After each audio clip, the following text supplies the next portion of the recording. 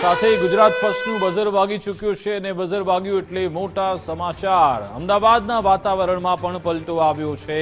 SC highway સહિતના વિસ્તારો જ્યાં ભારે પવન ફૂંકાઈ રહ્યો છે, અનેક વિસ્તારો એવા કે જ્યાં ધૂળ સાથે પવન ફૂંકાઈ રહ્યો છે। અમદાવાદમાં મિની વાવાઝોડા જેવી સ્થિતિ સર્જાઈ છે અને વિઝિબિલિટી પણ ખૂબ જ ડાઉન થઈ ચૂકી છે। આ અંગે જાણકારી આપશે સહયોગી ઉમંગ, લાઈવ જોડાઈ ગયા છે। ઉમંગ, અમદાવાદમાં અત્યારે શું પરિસ્થિતિ, કેવો માહોલ છે?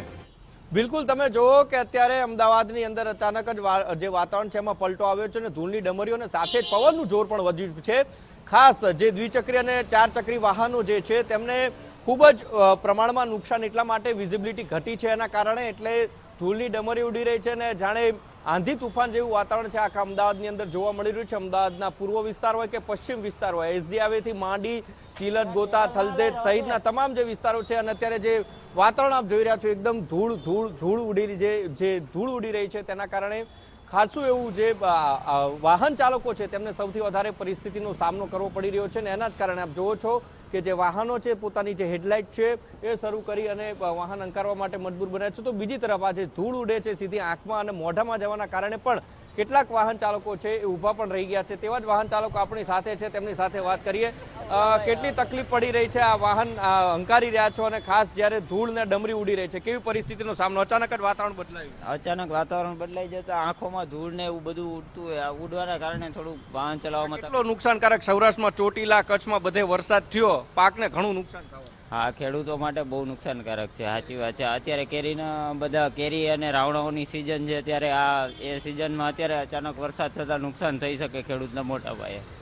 તમે જોઈ શકાય છે કે આમ તો આપણને ગરમીમાંથી રાહત મળી, આપણે આંચકારો અનુભવીએ છીએ, પરંતુ જગતનો તાત જે ખેડૂત કહેવાય છે એને સૌથી મોટું નુકસાન થવાનું છે, કારણ કે ઉનાળાનો સમય છે, કેરીના પાકને પણ સૌથી વધારે નુકસાન, તો બીજી બાજુ રાયડો જે છે તેને પણ નુકસાન થવાની પરિસ્થિતિની ભીતિ છે અને આ જે આખું ધૂળિયું વાતાવરણ છે અમદાવાદ શહેરની અંદર જોવા મળી રહ્યું છે। અને મહત્વની વાત એ છે કે આ ધૂળિયા વાતાવરણના કારણે લોકોને છે એ હાલાકીનો સામનો કરવો પડી રહ્યો છે। ખાસ કરીને દ્વિચક્રી વાહનો ઉપર જે લોકો જઈ રહ્યા છે એમની આંખમાં સીધી જ આ ધૂળ જઈ રહી છે અને જે રીતે પવન સુસવાટા ફેર જાણે વાવાઝોડું હોય તેવું અમદાવાદમાં હાલ લોકો મહેસૂસ કરી રહ્યા છે અને એના જ કારણે દૂર દૂર સુધી જ્યાં જોઈએ ત્યાં આપણે જે દૂરના વિઝ્યુઅલ બતાવીએ તો વિઝિબિલિટી ખૂબ ઓછી થઈ ગઈ છે। જે બિલ્ડિંગ્સ છે એ બિલ્ડિંગ્સ પણ ધૂળના ઓથા હેઠળ સંતાઈ ગઈ હોય તેવા દ્રશ્યો છે એ દેખાઈ રહ્યા છે। વિઝિબિલિટી ખૂબ ઓછી થઈ ગઈ છે અને અચાનક જ વાતાવરણમાં છે પલટો આવ્યો છે।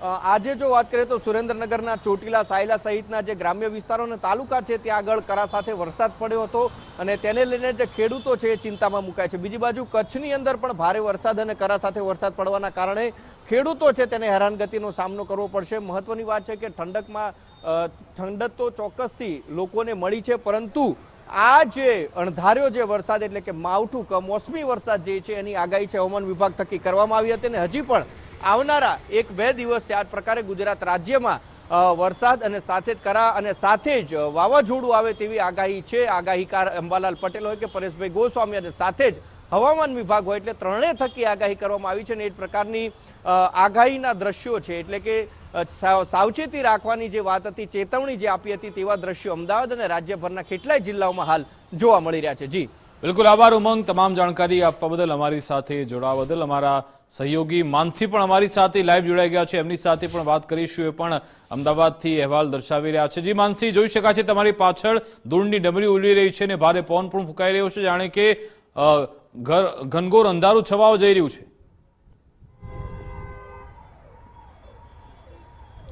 ચોક્કસથી વિકાસ, હાલ હું ગોતા વિસ્તારમાં ઉપસ્થિત છું અને ત્યાંના દ્રશ્યો છે કે મારી પરિસ્થિતિ જોઈને જ ટીવી સ્ક્રીન ઉપર સમજી શકાય છે કે હાલ અમદાવાદની પરિસ્થિતિ શું હશે। જે રીતે અમદાવાદના વાતાવરણમાં અચાનક જ પલટો જોવા મળી રહ્યો છે, એટલી હદની ધૂળની ડમરીઓ ઉડી રહી છે કે વાહન ચાલકોને પણ અહીંયા સમસ્યાઓ થઈ ચૂકી છે અને જે રીતે વાદળછાયું વાતાવરણ તો જોવા મળ્યું જ છે, પરંતુ અચાનક જ વાતાવરણ પણ અંધારપટ જોવા મળી રહ્યો છે અને એટલી હદનો પવન ફૂંકાઈ રહ્યો છે અમદાવાદના ગોતા વિસ્તારમાં કે ધૂળની જે ડમરીઓ છે તે આંખે ઉડી રહી હોય તેવા દ્રશ્યો અમદાવાદના સામે આવી રહ્યા છે। અમદાવાદના પશ્ચિમ વિસ્તારની જો આપણે વાત કરીએ તો ઘાટલોડિયા, નારણપુરા, ગોતા સહિતના તમામ જે વિસ્તારો છે ત્યાં આ જ પ્રકારની જે પરિસ્થિતિ છે તે જોવા મળી રહી છે। વાદળછાયું વાતાવરણની સાથે સાથે સાથે અંધારપટ સમગ્ર અમદાવાદના પશ્ચિમ વિસ્તારમાં જોવા મળી રહ્યા છે અને અચાનક વાતાવરણમાં બદલો જોવા મળી રહ્યો છે. જાણે પવન ફૂંકાતો હોય, વાવાઝોડું આવ્યું હોય તેવા દ્રશ્યો અમદાવાદના સામે આવી રહ્યા છે. અમદાવાદના આકાશની પણ વાત કરવામાં આવે તો એટલી હદનો વરસાદ અંધારેલો છે કે એવું લાગી રહ્યું છે કે હમણાં વરસાદ વરસી જશે અને ખાસ કરીને અમદાવાદ વિસ્તારના આ દ્રશ્યો છે હાલ કે સમગ્ર અમદાવાદમાં ધૂળની જે ડમરીઓ છે તે ઉડી રહી છે. મહત્વનું છે કે રાજ્યમાં હવામાન વિભાગે પણ અમદાવાદના વાતાવરણ અંગે આગાહી વ્યક્ત કરી છે. અમદાવાદ સહિત ગુજરાત રાજ્યના વિવિધ વિસ્તારોમાં કમોસમી વરસાદ ખાબકશે તેવી આગાહી હવામાન વિભાગ દ્વારા વ્યક્ત કરવામાં આવી છે. તેની સાથે સાથે આગામી 5 દિવસ વીજળીના કડાકા ભડાકા સાથે ભારેથી હળવા વરસાદની આગાહી છે તે ગુજરાત રાજ્યના કેટલાક જિલ્લાઓમાં વ્યક્ત કરવામાં આવી છે. સાથે સાથે ભારે પવન તો ફૂંકાશે જ, પરંતુ ગાજવીજ સાથે બરફના કણા પણ પડી શકે છે તેવી આગાહી હવામાન વિભાગે વ્યક્ત કરી છે. અને આજે જ રાજ્યના વીજળીના કડાકા ભડાકા સાથે ગાજવીજ સાથે વરસાદની આગાહી આજના દિવસની પણ હવામાન વિભાગ દ્વારા જે વ્યક્ત કરવામાં આવી હતી તેવી જ પરિસ્થિતિ વિકાસ અમદાવાદ શહેરની જોવા મળી રહી છે. અમદાવાદના પશ્ચિમ વિસ્તારની વાત કરવામાં આવે કે પછી પૂર્વ વિસ્તારની વાત કરવામાં આવે, તમામ વિસ્તારોમાં આ જ પ્રકારની પરિસ્થિતિ જોવા મળી રહી છે. ભારે પવન ફૂંકાઈ રહ્યો છે, ખાસ કરીને ધૂળની ડમરીઓ પણ ઉડી રહી છે અને વરસાદ પણ અંધારેલો જોવા મળી રહ્યો છે. આજના દિવસની વાત કરવામાં આવે તો આજે વરસાદની આગાહી સાથે હવામાન વિભાગે ઓરેન્જ એલર્ટ જાહેર કર્યું છે. ખાસ કરીને વાત કરવામાં આવે તો આવતીકાલે પણ વરસાદની આગાહી છે અને આવતીકાલે પણ ઓરેન્જ એલર્ટ હવામાન વિભાગે જાહેર કર્યું છે, જેમાં આવતીકાલે કચ્છ, બનાસકાંઠા, પાટણ, સાબરકાંઠા, મહેસાણા, અરવલ્લી, મહીસાગર, પંચમહાલ, આણંદ, ભરૂચ, નર્મદા, દાહોદ, મોરબી અને રાજકોટમાં વરસાદ અને કળા પડવાની.